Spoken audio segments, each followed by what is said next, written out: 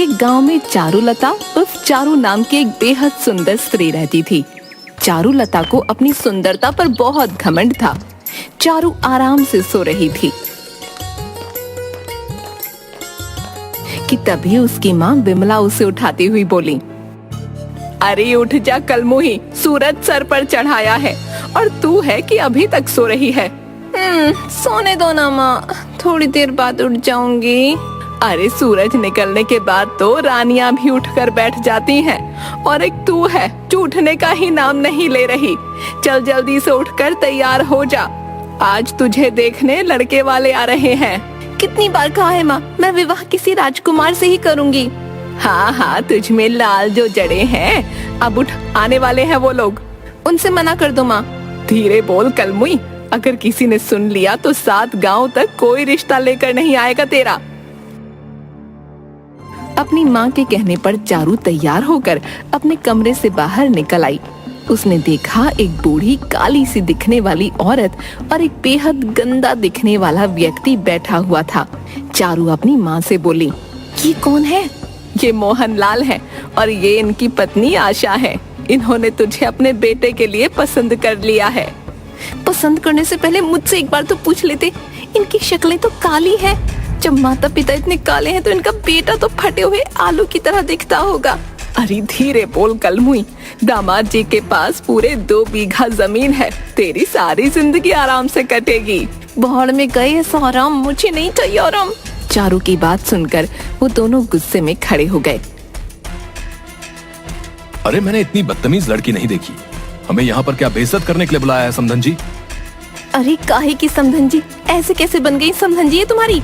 अरे कैसे मिर्च निकल रही है इस लड़की की जीभ से, मेरे लड़के को फटा हुआ आलू बोल रही है ये। हमें यहाँ बेइज्जती करने के लिए बुलाया था क्या? चलिए यहाँ से। इतना कहकर मोहनलाल और आशा वहाँ से चले गए और विमला सर पकड़कर बैठ गई। तभी वहाँ पर चारू की दोस्त मोहिनी मटकी लेकर आ गई। चारू मोहिनी के साथ पानी भरने जंगल चली गई। मोहिनी जंगल में एक कुएं से पानी भरने लगी। तभी उन दोनों के कानों में किसी बुजुर्ग के कराहने की आवाज टकराई। लगता है कोई बुजुर्ग बेचारा जमीन पर गिर गया है। अरे तो गिरने दे, मुझे क्या, अब क्या ये राजकुमारी गिरे हुए बुढ़ों को उठाने के काम करेगी? हाँ? ऐसे नहीं बोलते चारू, हो सकता है कोई बुजुर्ग गीली जमीन पर गिर गया हो। मेरे हाथ में रस्सी है, नहीं तो मैं खुद जाकर देख लेती। ठीक है, अगर तुम कहती हो तो देखना ही पड़ेगा। चारू ने देखा कि एक साधु एक पेड़ के नीचे बैठा हुआ उठने की कोशिश कर रहा था।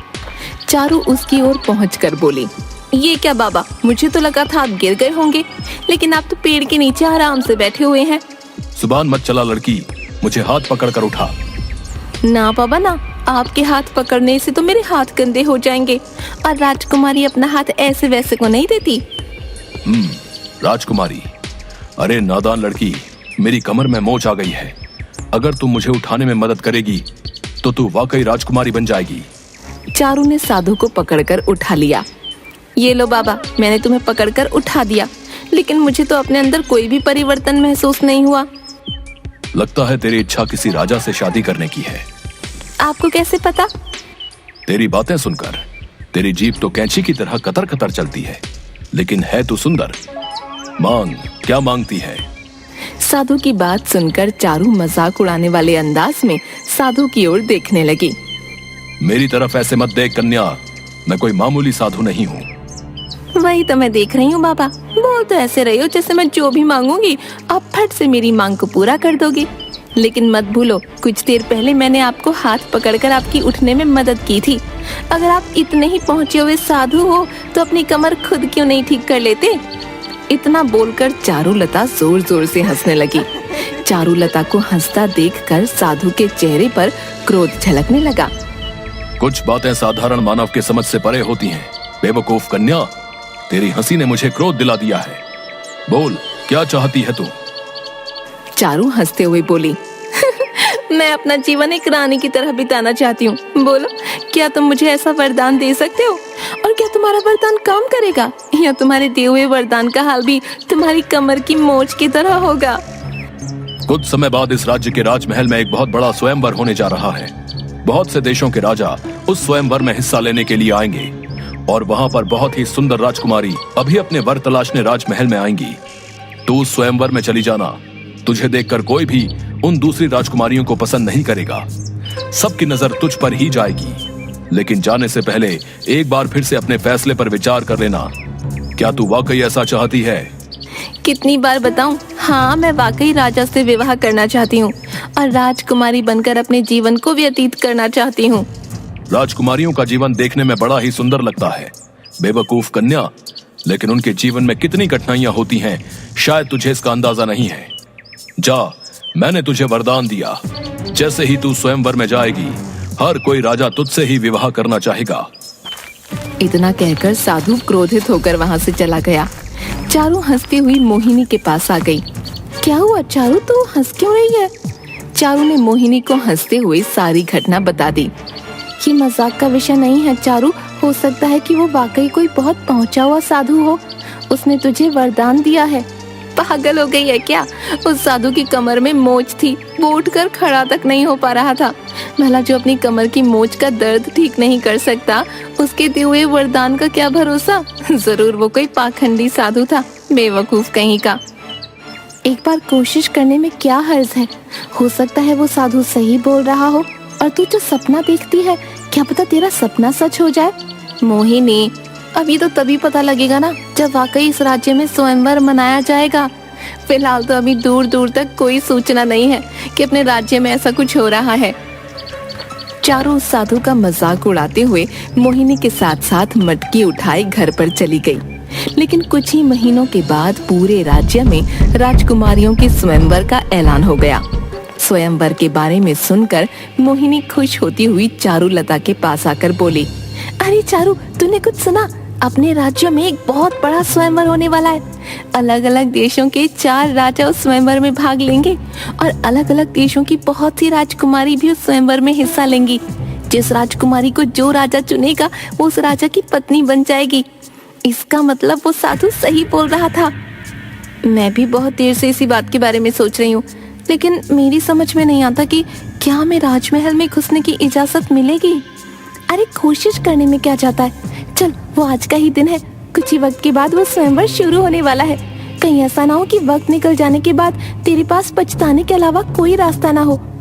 मोहिनी की बात सुनकर चारू की आंखों में चमक आ गई।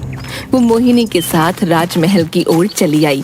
वो दोनों राजमहल के गेट पर जा पहुंचे कि तभी सैनिक ने उनको रोककर कहा, तुम अंदर नहीं जा सकती, यहाँ आम नागरिकों का जाना मना है। इतना कहकर जैसे ही उस सैनिक की निगाह चारू पर पड़ी, पता नहीं उसे क्या हुआ। अरे तुम तो वाकई बहुत सुंदर स्त्री हो। लगता है तुम कहीं की राजकुमारी हो जो भेष बदल कर राज्य घूमने के लिए निकली है। जाओ अंदर जाओ, इससे पहले कि तुम पर किसी की नजर पड़ जाए। और ये तुम्हारे साथ कौन है?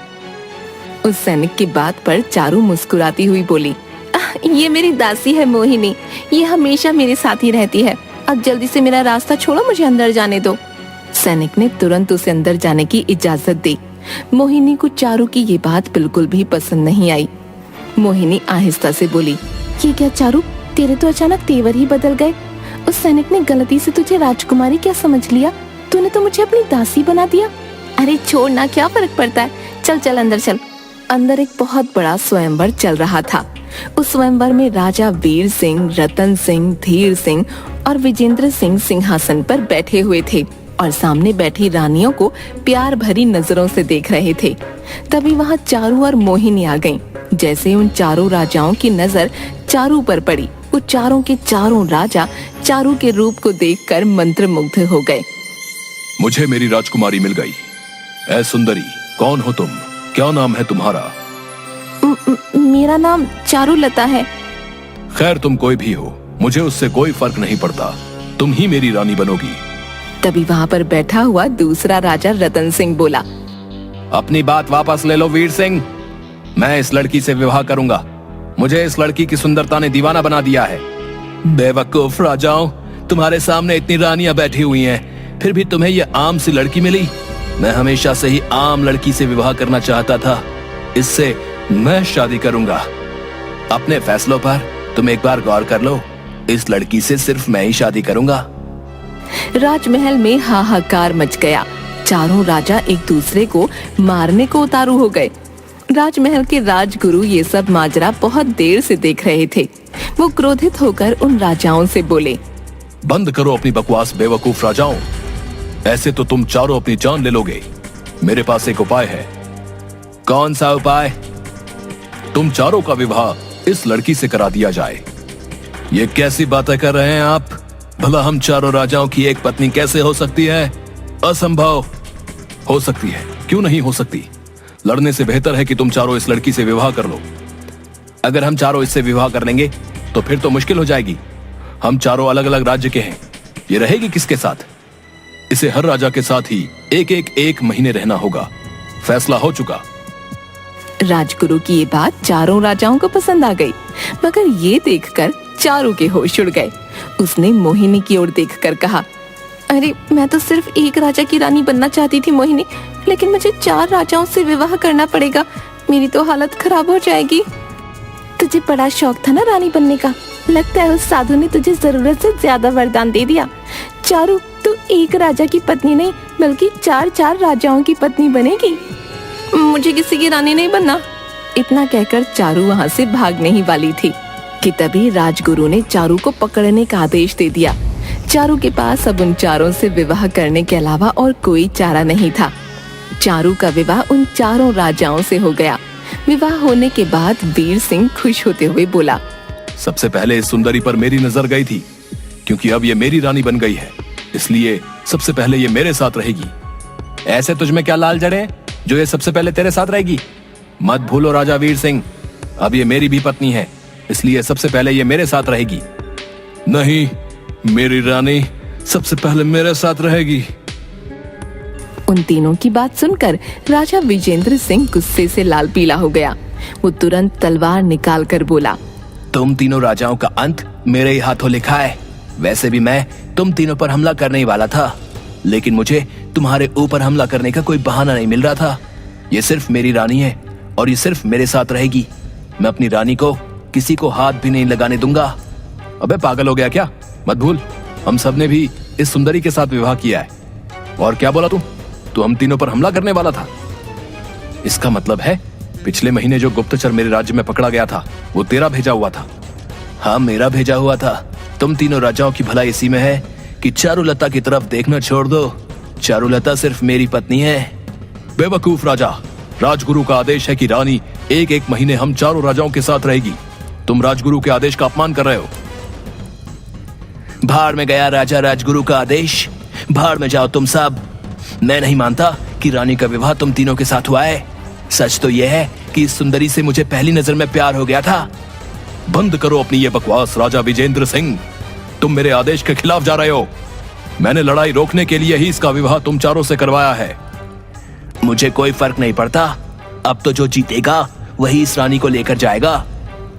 इतना कहकर राजा विजेंद्र सिंह ने तलवार निकालकर एक ही बार से राजा वीर सिंह को घायल कर दिया। तेरी इतनी हिम्मत कि तूने मेरे ऊपर हमला कर दिया, अब तेरी खैर नहीं।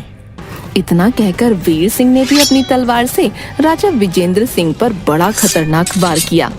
राजा विजेंद्र सिंह वहीं ढेर होकर गिर गया। मैंने राजा विजेंद्र सिंह को खत्म कर दिया है। अब रानी सिर्फ मेरे साथ जाएगी। तीनों राजाओं में भयानक जंग छिड़ गई।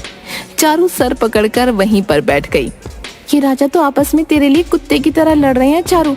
अभी भी मौका है, राजमहल से भाग निकलते हैं। कहीं ऐसा ना हो कि ये तीनों आपस में लड़ते लड़ते एक दूसरे की जान ले लें। अगर ऐसा हुआ तो इस राजमहल का राजगुरु तुझे इसका दोषी समझेगा। यहाँ से अपनी जान बचाकर भाग। चारू नजर बचाकर मोहिनी के साथ राजमहल से भाग गई। वो सीधे घबराती हुई जंगल की ओर भागी कि तभी चारू की नजर पेड़ के नीचे बैठे हुए उसी साधु पर पड़ी। चारू दौड़ती हुई उस साधु के पास पहुंचकर बोली, मुझे बचा लीजिए साधु महाराज। क्या हुआ कन्या, तुम इतनी घबराई क्यों हो? क्या तुम आज उस स्वयंवर में नहीं गई? चारू ने सारी घटना साधु को बता दी। तुम तो एक रानी की तरह अपना जीवन व्यतीत करना चाहती थी। एक नहीं बल्कि 4 राजाओं ने तुम्हें पसंद कर लिया और तुमसे विवाह कर लिया। ये और बात है कि वो आपस में लड़ पड़े और एक को अपनी जान गंवानी पड़ी। राजमहल में अक्सर ऐसा ही होता है। राजा बनते हैं और लड़कर खत्म हो जाते हैं। लेकिन तुम्हें इससे क्या? तुम आराम से अपना जीवन एक एक राजा के पास रहकर गुजार सकती हो।